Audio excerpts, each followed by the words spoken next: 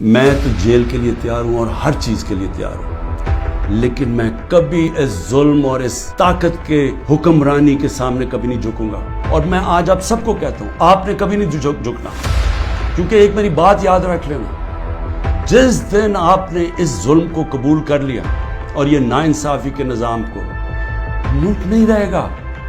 کوئی قوم نہیں سروائیو کرتی اس طرح۔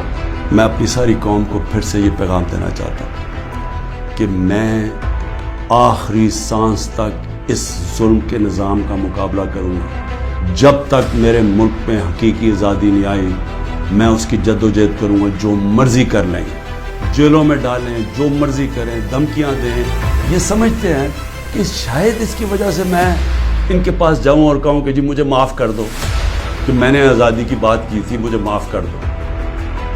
اور میں آپ قوم کو بھی کہنا چاہتا ہوں، کبھی نہ اس نظام کو قبول کرنا۔ جس دن آپ نے اس کے سامنے اپنا سر جھکا دیا، آپ کا کوئی مستقبل نہیں رہے گا پاکستان میں۔